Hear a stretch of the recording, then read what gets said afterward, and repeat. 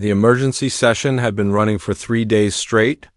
Ambassador Kell rubbed his 4 eyes with trembling fingers as he watched the holographic display show another star system going dark. The void swarm had consumed the Helios sector in less than a week, leaving nothing but empty space where 12 billion souls had once lived.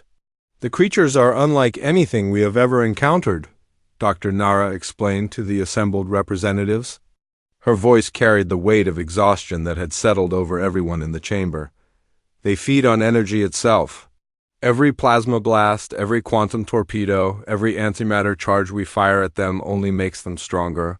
The Galactic Council had ruled over 3,000 star systems for over 50,000 years. They had faced rebellions, plague worlds, and cosmic disasters. But nothing had prepared them for the crystalline parasites that had emerged from the galactic core 6 months ago. The swarm moved like a living thing, consuming entire planets and growing larger with each meal. "What about the defense grid at Proxima Station?" asked Senator Vell, his blue skin pale with worry. "They had enough firepower to destroy a small moon." "Gone," Kell replied flatly. "The swarm absorbed the energy from their weapons and used it to create more creatures." The station lasted exactly 14 minutes. The chamber fell silent. Proxima Station had been considered impregnable. Its quantum shields could stop anything the galaxy could throw at them. The fact that it had fallen so quickly sent a chill through every representative present. "We need new tactics," General Ross sighed, his mechanical voice cutting through the silence. "Everything we know about warfare is useless against these things. Our ancestors abandoned kinetic weapons 10,000 years ago because they were ineffective against modern shields. But the swarm does not use shields." "Kinetic weapons are primitive," Dr. Nara protested. "Throwing rocks at the enemy went out of style when we discovered plasma technology. No civilized species has used such crude methods in millennia." "Then perhaps we need to find someone who is not civilized," General Ross replied. The suggestion hung in the air like a toxic cloud. The Galactic Council prided itself on representing the most advanced civilizations in the galaxy. The idea of seeking help from primitives went against everything they stood for. "Sir," Lieutenant Pass interrupted, his voice shaking with excitement, "or fear, the deep space scanners have detected something unusual. There is a small blue planet in the Sol system, about 28,000 light-years from here. The inhabitants call it Earth." Kell turned to face the young officer. "What makes this planet special?" "It is classified as a Class 12 death world," Pass replied, his voice growing stronger. "Gravity is nearly twice galactic standard. The atmosphere is composed of oxygen and nitrogen, which would be toxic to most of our species. The weather patterns include massive storms that could level entire cities. The planet has experienced at least 5 mass extinction events in its history." "And the inhabitants?" asked Dr. Nara. "They call themselves humans. They have achieved faster than light travel, but their technology is crude by our standards. They still use chemical rockets for basic transportation. Their weapons are primitive projectile systems that fire solid metal at high velocity." The chamber erupted in laughter. The idea that creatures living on such a hostile world could develop any meaningful technology seemed absurd. But General Ross raised a mechanical hand for silence. "What is their population?" he asked. "Approximately 8 billion individuals. Concentrated on the single planet," Pass replied. "They have small colonies on nearby worlds, but nothing significant. Their entire civilization could fit in one of our medium-sized cities. 8 billion, Kell repeated slowly. "All living on a world that would kill any of us within minutes." "How is that possible?" "They appear to have evolved specifically to survive on their planet," Pass explained. "Their bone density is 3 times higher than ours. Their muscle mass is adapted to high gravity. They can process the toxic atmosphere naturally. Most remarkably, they seem to thrive in conditions that would be considered extreme environmental hazards." Dr. Nara pulled up the scan data on her personal display. "This is impossible. No species could survive these conditions. The radiation levels alone would sterilize most life forms. The temperature variations would cause mass die-offs. The geological activity would prevent any stable civilization from developing. Yet they are there, General Ross said quietly. They not only survive, they have built a technological civilization. They have achieved space flight, they have developed nuclear weapons, they have even sent signals into deep space. Nuclear weapons? Senator Vell asked with horror. They still use atomic fission for warfare? Not just fission, Poss replied, checking his data. They have developed fusion weapons as well. Some of their bombs are capable of destroying entire cities. They seem to have no fear of using them. The chamber fell silent again. Nuclear weapons had been banned by the Galactic Council for over 20,000 years. The idea that an entire species would continue to develop such horrific instruments of destruction was almost incomprehensible. Perhaps, Kel said slowly. We are looking at this wrong. We have tried to fight the swarm with advanced technology and failed. These humans have primitive weapons that we abandoned long ago. Maybe primitive is exactly what we need. You want to ask savages for help? Dr. Nara asked in disbelief. I want to ask survivors for help, Kel corrected. Any species that can thrive on a Class 12 death world might understand something about survival that we have forgotten. General Ross nodded slowly. Their weapons fire solid projectiles. The swarm creatures are adapted to absorb energy, but they might not be prepared for physical impact. It is worth considering. But the risk, Senator Vell protested. If we make contact with such a primitive species, we could contaminate their development. The Prime Directive clearly states that we should not interfere with pre-contact civilizations. The Prime Directive assumes we will survive long enough to enforce it, Kel replied grimly. At the current rate of expansion, the swarm will reach the core worlds within 2 years. We will all be dead. The vote was close, but desperation won in the end.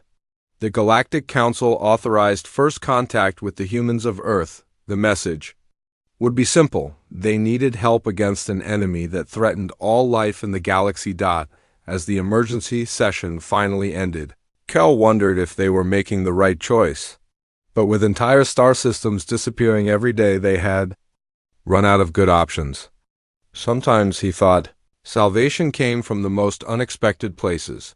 The distress beacon launched toward Earth contained humanity's first glimpse of the wider galaxy. It also carried the hopes of 3,000 worlds that had never imagined. They would need to ask primitives for help. The message was simple: come quickly, bring weapons, and prepare for war. The signal arrived at Earth's Deep Space Monitoring Station on a Tuesday morning. Dr. Lisa Chen was reviewing routine satellite data when her computer began screaming warnings about an unknown transmission. The message was unlike anything humanity had ever received: mathematical sequences that proved intelligence, followed by star charts, and finally a desperate plea for help. This is not a drill, she announced over the facility's intercom system. We have first contact. Within 6 hours, every major government on Earth had been briefed. The alien message was clear despite the translation difficulties. A species of crystalline parasites was consuming entire star systems, and conventional weapons were useless against them.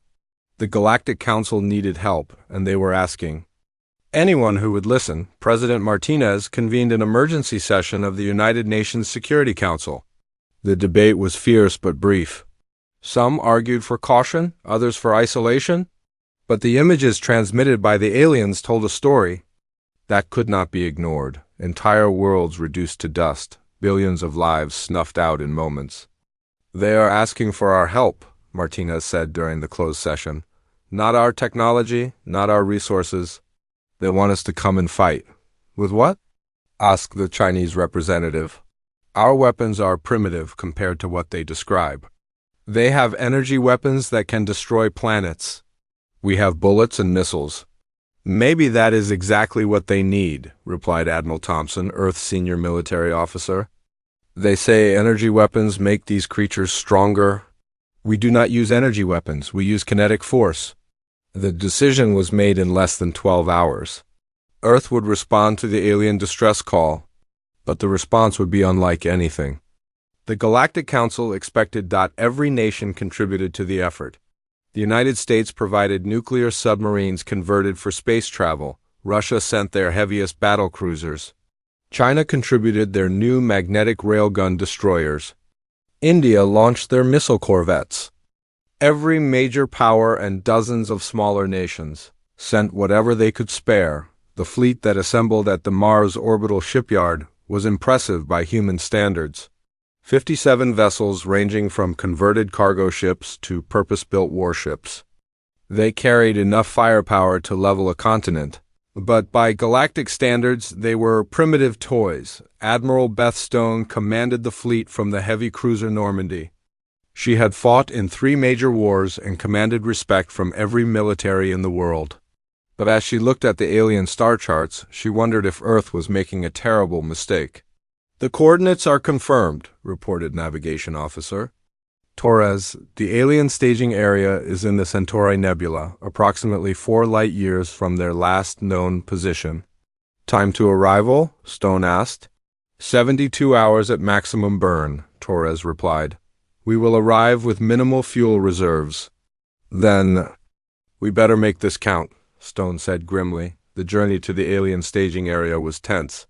The human fleet had never traveled so far from Earth, and they were heading into the unknown to fight an enemy they had never seen. But the crew remained focused. They had volunteered for this mission knowing the risks. Dr. Tom Walsh, Earth's chief xenobiologist, spent the journey studying the alien transmissions. The creatures they called the Void Swarm were unlike anything in Earth's fossil record. They seemed to be a hybrid of organic and crystalline structures, capable of rapid reproduction and adaptation. "They feed on energy," Walsh explained during a briefing with the senior officers. "Every time someone fires a plasma weapon at them, they absorb the energy and use it to create more creatures. It is like trying to put out a fire with gasoline." "But they have never faced kinetic weapons," Stone pointed out. "Our bullets and missiles deliver force through physical impact. They cannot absorb momentum. In theory," Walsh agreed. "But we will not know until we try." The human fleet dropped out of hyperspace at the edge of the Centauri Nebula and immediately encountered the alien staging area. The sight was breathtaking and terrifying. Hundreds of sleek alien vessels floated in. Perfect formation, their hulls gleaming with advanced materials that seemed to bend light around them. "Holy shit," whispered Torres. "Look at the size of those things." The smallest alien vessel was twice the size of the Normandy. The largest was bigger than a city, bristling with weapons that could probably destroy Earth's moon. But as the human fleet approached, the aliens seemed more surprised than threatened. "Incoming transmission," reported Communications Officer Park. "They are requesting permission to board." "Permission granted," Stone replied, "but maintain battle readiness." "We do not know if we can trust them yet." The alien shuttle that docked with the Normandy was a work of art. Its hull was perfectly smooth, with no visible seams or weapon ports. When the airlock opened, the humans got their first look at their new allies. Ambassador Kell was tall and thin, with pale blue skin and 4 large eyes that seemed to take in everything at once. He moved with the careful grace of someone accustomed to low gravity, and his voice carried a musical quality that made the universal translator work overtime. "Welcome," he said, his 4 eyes studying the human officers with obvious curiosity. "I am Ambassador Kell of the Alteran Republic. We are grateful that you answered our call for aid." "Admiral Stone, Earth Defense Force," Stone replied. "We came as soon as we received your message. What can you tell us about this enemy?" Kell gestured to a holographic display that materialized in the air between them.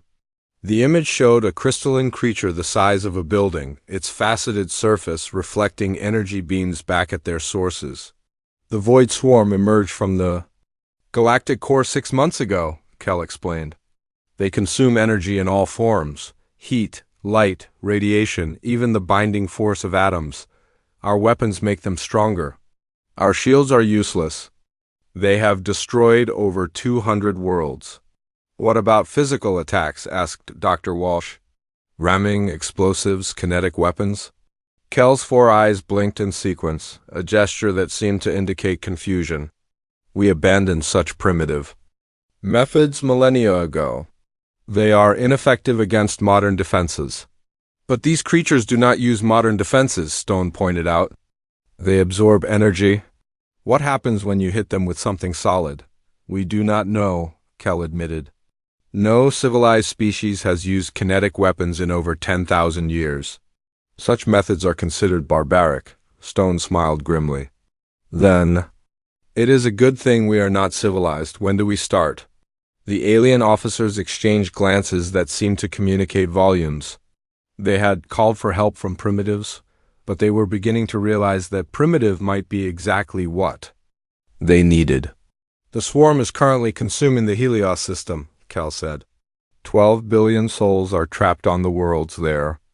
If we can drive off the creatures, we might be able to save some of them. How long do we have? Stone asked. Perhaps 2 days before the system is completely consumed, Kel replied. Stone nodded and turned to her officers. Signal the fleet. We jump for Helios in 6 hours. Load every weapon we have. If these aliens are right, we are about to find out if human stubbornness can save the galaxy. The Helios system was dying. What had once been a thriving solar system with 5 inhabited worlds was now a graveyard of shattered planets and crystalline horror. The void swarm had grown to enormous size, individual creatures now the size of small asteroids, their faceted surfaces reflecting the dying light of the local star. Lieutenant Ray Torres piloted his fighter through the debris field that had once been Helios Prime. The planet had been home to 4 billion people just a week ago.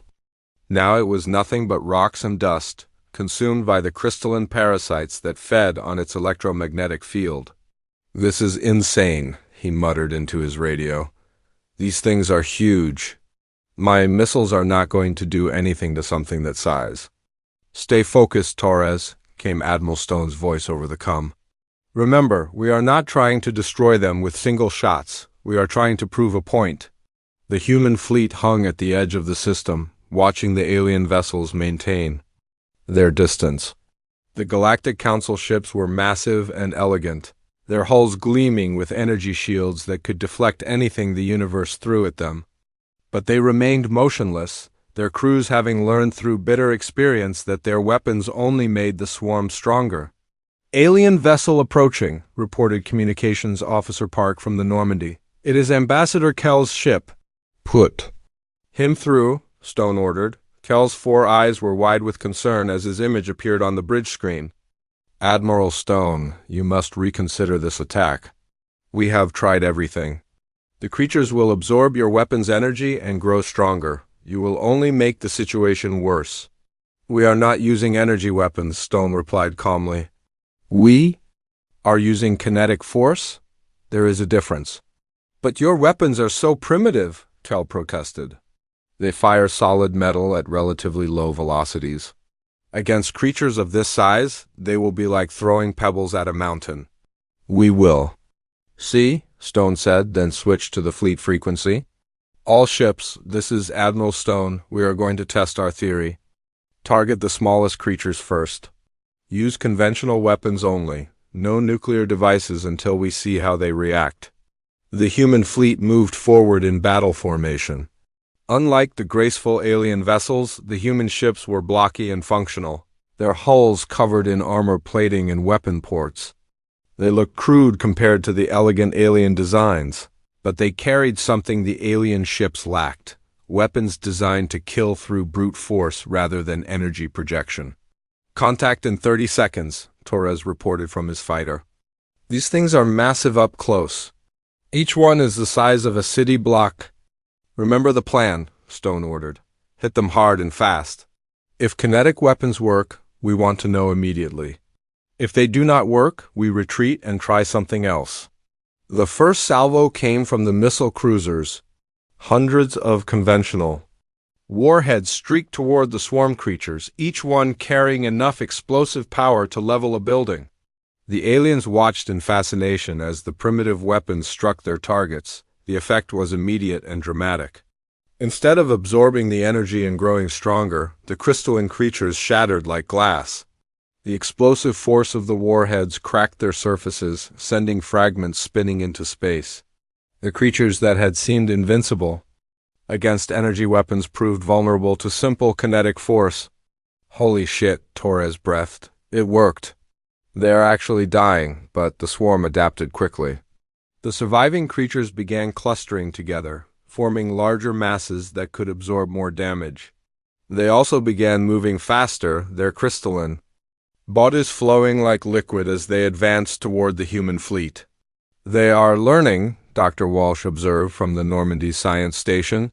They are trying to overcome the kinetic damage by becoming larger and more resilient. Then we hit them harder, Stone replied. All ships open fire with everything we have. The human fleet unleashed hell. Railguns fired tungsten slugs at significant fractions of light speed. Rotary cannons spat depleted uranium rounds by the thousand. Missile launchers sent waves of conventional explosives into the swarm formations. The aliens watched in amazement as the human weapons tore through creatures that had resisted their most advanced technology. The swarm creatures tried to adapt, but physical force could not be absorbed like energy. When a tungsten slug moving at 20% of light speed hit a crystalline surface, the laws of physics took over. Incredible, Kel whispered from his observation post. They are actually winning. But the victory was short-lived. The swarm began a new adaptation strategy. Instead of trying to absorb the kinetic energy, they began swarming the human ships directly. Hundreds of smaller creatures broke away from the main mass and attacked the fleet like angry wasps. They are trying to overwhelm us, Stone realized. All ships, prepare for close combat. The battle became a brutal melee. Human fighters weaved between crystalline creatures the size of buildings, their guns blazing as they tried to stay ahead of the pursuing swarm. The larger human ships found themselves surrounded by enemies that could tear through their armor. With crystalline claws, "We are taking heavy casualties," reported Captain Davis from the destroyer Houston. "These things are all over us. We cannot shake them." "Then we do what humans do best," Stone replied grimly. "We improvise." The first ramming attack came from the corvette Phoenix. Her captain, Maria Rodriguez, had lost half her crew to a swarm creature that had torn through her ship's hull. Instead of retreating, she aimed her damaged vessel at the largest enemy concentration and pushed her engines to maximum power. "Phoenix to all ships," she transmitted. Sometimes the best weapon is the ship itself. The Phoenix struck the swarm cluster at full speed, her nuclear reactor going critical at the moment of impact. The explosion vaporized both the ship and dozens of swarm creatures, creating a chain reaction that destroyed an entire section of the enemy formation. "She did it," Torres whispered. "She actually did it." But Rodriguez's sacrifice had given the other human captains an idea. If conventional weapons could damage the swarm, then suicide attacks could devastate them. One by one, damaged human ships began ramming attacks against the largest enemy concentrations. The aliens watched in horror as the humans threw their lives away in desperate attacks, but they also watched in amazement as the tactic worked. Each ramming attack destroyed dozens of swarm creatures, and the nuclear explosions created chain reactions that spread through the enemy formations. "They are insane," Kel said, his four eyes wide with shock. "They are sacrificing themselves without hesitation." "They are winning," General Ross corrected from his command ship. "Look at the tactical display. The swarm numbers are dropping rapidly." The battle raged for 6 hours. By the end, the human fleet had been reduced to 37 ships, but the swarm and the Helios system had been completely destroyed. The crystalline creatures that had seemed invincible lay shattered in space, their fragments drifting among the debris of human vessels. "This is impossible," Dr. Nara said from the alien observation post. "No species fights like this. No civilized race would sacrifice so much for so little gain." "Maybe that is why they won," Kel replied quietly. "They are not civilized. They are something else entirely." Admiral Stone's voice came over the communication channel, tired but triumphant. "Helios system is clear. The swarm is destroyed, but this was just one system. How many more are there?" Hundreds, Kel replied. Perhaps thousands. The swarm has.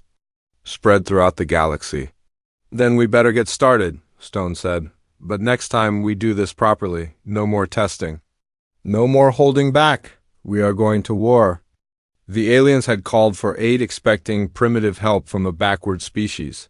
Instead, they had witnessed something that would haunt their dreams, the fury of a species that had learned to fight on a world where everything was trying to kill them. The humans had proven that sometimes the best answer to an impossible problem was impossible courage, and the galaxy would never be the same. The medical bay aboard the Alteron flagship was not designed for human physiology. Dr. Nara struggled to understand the readings from the makeshift sensors attached to Sergeant Dan Hill, who sat calmly on the examination table despite having survived what should have been a fatal encounter. "This is impossible," she muttered, studying the data for the third time. "Your bone density is 3 times normal galactic standard. Your muscle fibers are wound so tightly they should tear under. Normal stress. Your cardiovascular system operates at pressures that would burst the hearts of most species." Hill shrugged, a gesture that made the alien doctor step back nervously. "Doc, I grew up in Colorado. The air there is so thin that most people get sick just visiting. My body adapted to function with less oxygen. That is not unusual for humans." "Less oxygen?" Dr. Nara's voice rose in pitch. "Your atmosphere is 21% oxygen. That concentration would be toxic to my species. We would die within minutes of breathing it." "Yeah, we get that a lot," Hill replied. "Ambassador Kell had to wear a full environmental suit just to visit our ship. Something about our air being poisonous." The conversation was interrupted by alarms throughout the ship. The swarm had been detected in the Kepler system, and the combined fleet was preparing for another engagement. But this time, the aliens were beginning to understand just how different their human allies really were. Dr. Tom Walsh found himself in the strange position of giving a briefing to alien scientists about human biology. The conference room was filled with representatives from dozens of species, all trying to understand how creatures from a Class 12 death world had survived and thrived. "Earth is not a normal planet," Walsh began, his words being translated into dozens of languages simultaneously. "For the past 4 billion years, our world has been trying to kill everything that lives on it. Ice ages that last for millions of years, volcanic eruptions that block out the sun, asteroid impacts that wipe out entire species, diseases that kill billions. How did you survive?" asked Dr. Vera, a crystalline being whose species had evolved on a world with stable climate for over 100 million years. "We adapted," Walsh replied simply.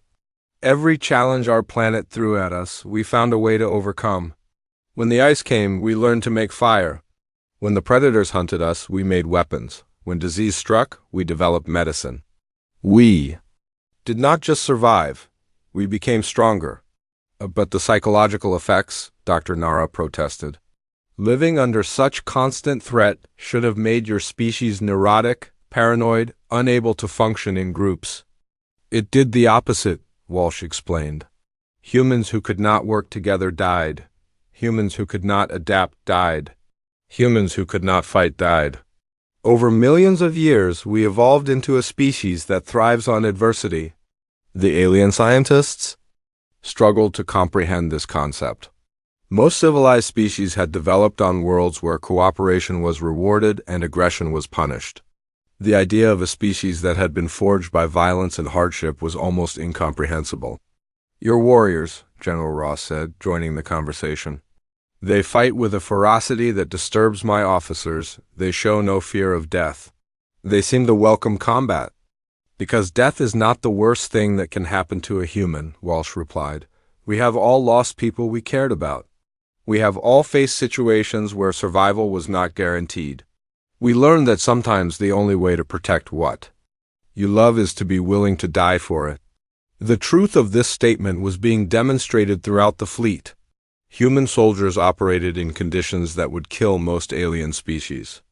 They fought in vacuum without environmental suits, using only breathing masks. They functioned in gravitational fields that would crush alien bones. They endured radiation levels that would sterilize most life forms. Private Kate Murphy had become something of a legend among the alien crew members. During the boarding action on the swarm-infected station, she had operated for 6 hours in a partial vacuum while alien Marines collapsed from the environmental stress. When asked how she could function under such conditions, her answer had been typically human. I grew up in Alaska, she said. In winter, the temperature drops to -40 degrees. The sun does not rise for months. You learn to function when everything is trying to kill you, or you die. The psychological impact on the alien crews was severe. Species that had evolved on peaceful worlds could not comprehend humanity's casual acceptance of violence and death.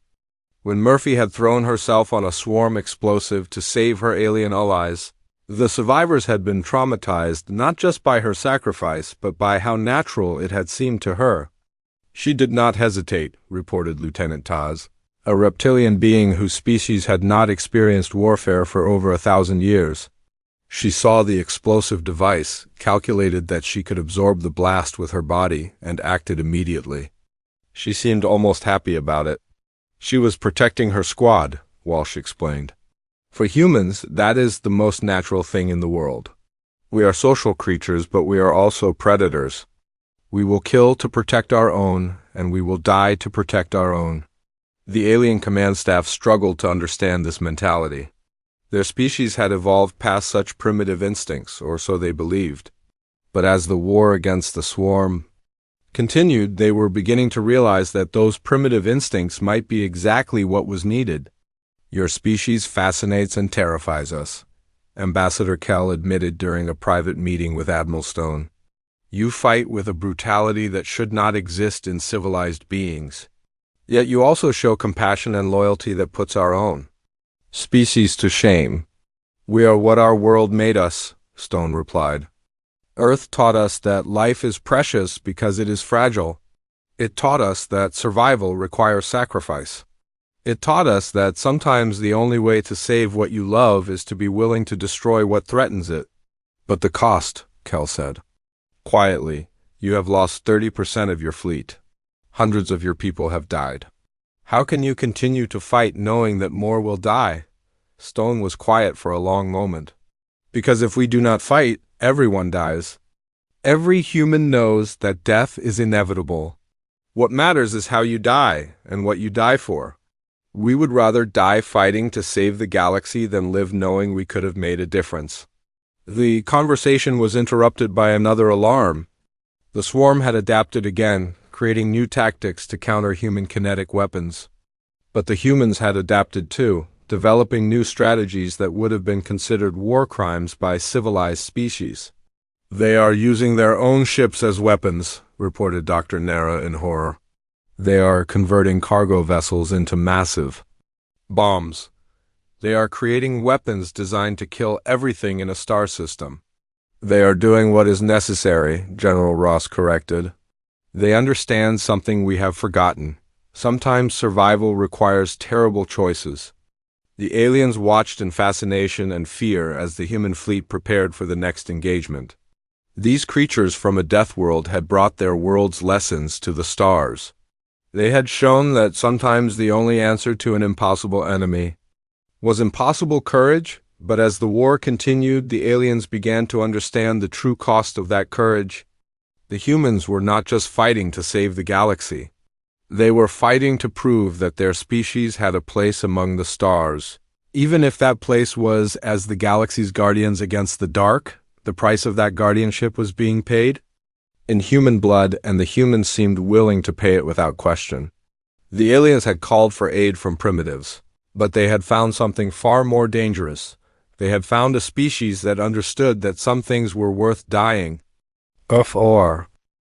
The galactic core was a place of impossible beauty and terrible danger. Ancient stars burned with the fury of creation while massive black holes devoured everything that came too close. It was here in the heart of the galaxy that the Void Swarm had been born. Admiral Stone stood on the bridge of the Normandy, studying the tactical display with growing concern. The combined human and alien fleet hung at the edge of the galactic core, staring at something that defied comprehension. The swarm's origin point was a crystalline structure the size of a small planet, connected to the central black hole by streams of pure energy. How long has that thing been there? She asked Dr. Walsh, who was reviewing the alien historical records. According to the Alteron archives, the structure appeared about 50 years ago, Walsh replied. But they dismissed it as a natural formation. No one imagined it could be alive. It is not just alive, reported Science Officer Park from her station. It is actively feeding on the black hole's energy. Every few hours, it creates more swarm creatures and sends them out to consume nearby star systems. The sight was both beautiful and horrifying. The crystalline structure pulsed with inner light, and with each pulse, new swarm creatures emerged from its surface like seeds from a dying flower. They had traced the source of the galaxy's nightmare to its birthplace, but now they faced an enemy that seemed beyond their ability to defeat. "We cannot get close enough to attack it," reported Admiral Chun from the Chinese battle group. "The gravitational forces near the black hole would tear our ships apart. Even if we could approach, that thing is protected by millions of swarm creatures." "Then we do not attack the structure," Stone said quietly. "We attack its connection to the black hole." The plan was typically human in its audacity and simplicity. Instead of trying to destroy the swarm directly, they would sever its connection to the energy source that sustained it. The crystalline structure was feeding on the black hole's accretion disk, drawing power from the very forces that shape the galaxy. "The physics are sound," reported Dr. Walsh after reviewing the plan with the alien scientists. "If we can disrupt the energy flow, the structure should collapse, but the explosion would be enormous. Any ship that gets close enough to plant the charges would be vaporized." "Then we better make sure it counts," Stone replied. The battle plan required the sacrifice of the entire human fleet. They would create a diversion, drawing the swarm defenders away from the structure while a single ship made a suicide run to plant nuclear charges at the connection point. It was a plan that no civilized species would have attempted, but the humans had long ago abandoned any pretense of civilization. Colonel Mike Barnes volunteered for the final mission. His ship, the converted cargo vessel Liberty, had been packed with every nuclear warhead the human fleet could spare. The plan was simple: get close enough to the structure to plant the charges, then detonate them at the exact moment when the energy flow was at its peak. "Are you sure about this?" Admiral Stone asked him during the final briefing. "There is no chance of survival." "The explosion will be visible from here," Barnes smiled grimly. "Admiral, I grew up in Detroit. I have been preparing for this my whole life." The final battle began at dawn, galactic time. The human fleet charged directly at the swarm defenders, their weapons blazing as they carved a path through the crystalline creatures. The aliens watched in amazement as the humans threw themselves into combat with a ferocity that bordered on madness. "They are not trying to win," observed General Ross from his command ship. "They are trying to create chaos. They want the swarm to focus on them instead of the real threat." The tactic worked. Millions of swarm creatures swarmed toward the human fleet, leaving gaps in the defenses around the crystalline structure. The humans fought with desperate courage, knowing that every second they brought Barnes closer to his target. "Liberty is through the first defense line," reported Communications Officer Park. "He is taking heavy damage but still on course." The human ships were dying one by one, overwhelmed by the sheer number of swarm creatures. But they continued fighting, using their ships as weapons when their guns ran out of ammunition. Each sacrifice bought precious time for Barnes to reach his destination. "This is Liberty," Barnes transmitted as his ship approached the energy stream connecting the structure to the black hole. "I can see the connection point. It is beautiful and terrible. The energy flow is like nothing I have ever seen." His ship was barely holding together. The hull had been torn open in dozens of places, and his life support was failing. But he pressed on, guided by instruments that were sparking and dying around him. 30 seconds to target," he reported. "The gravitational forces are incredible. My ship is being stretched like taffy, but I'm going to make it.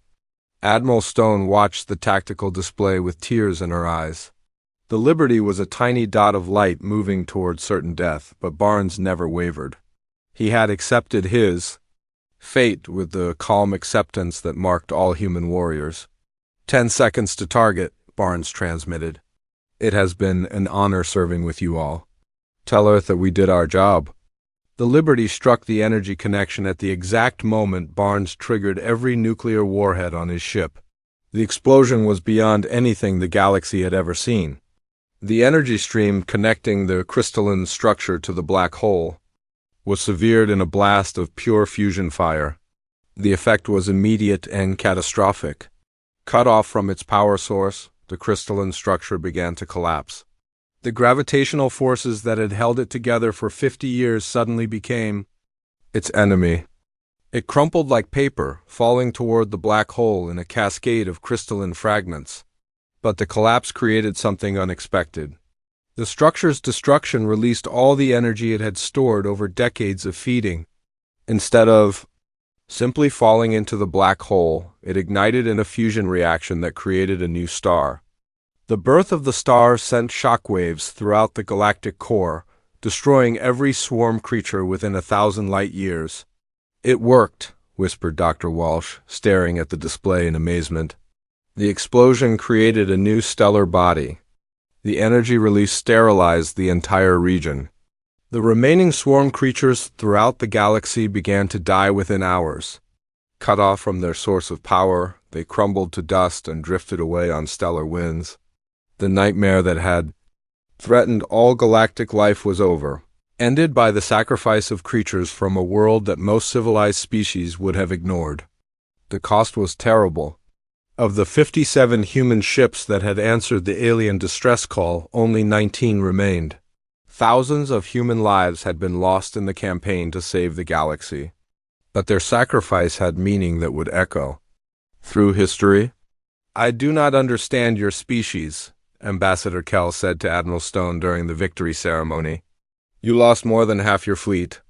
You sacrificed thousands of lives, yet you seem to consider this a success. Because it is a success, Stone replied. We saved the galaxy.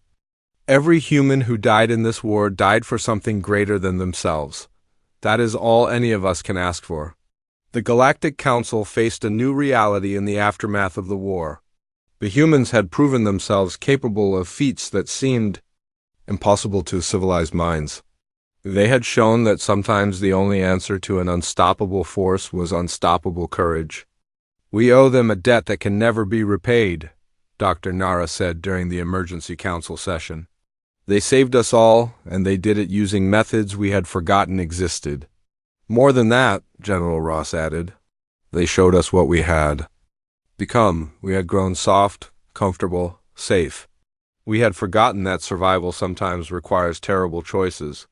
The debate about humanity's place in the galaxy was brief. Earth was offered membership in the Galactic Council, but with a unique designation. They would not be classified as a primitive species or an emerging civilization.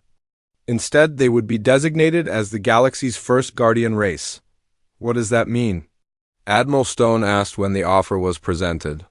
It means that when the impossible happens, when threats emerge that our civilized methods cannot handle, we will call on you, Ambassador Kell explained.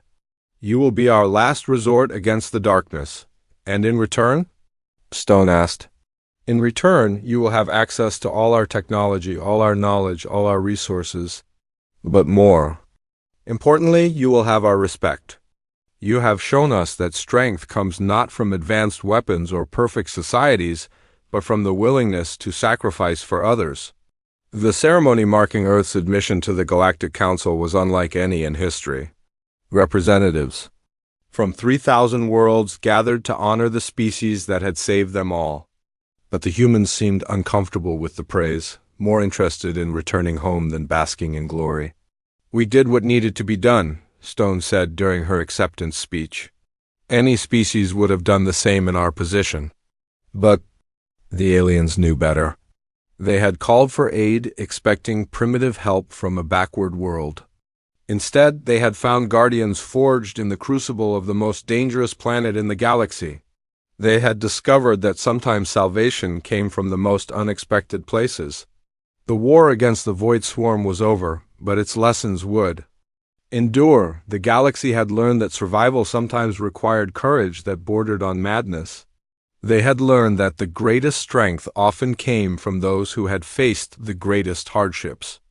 Most importantly, they had learned that when the universe itself seemed determined to destroy all life, there was one species that would stand against the darkness without question or hesitation. The humans had earned their place as guardians of the galaxy, and the galaxy would never be the same.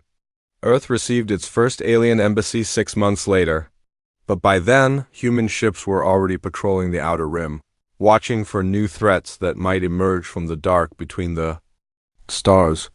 The Deathworlders had found their calling among the stars, and the galaxy slept more safely knowing they were there.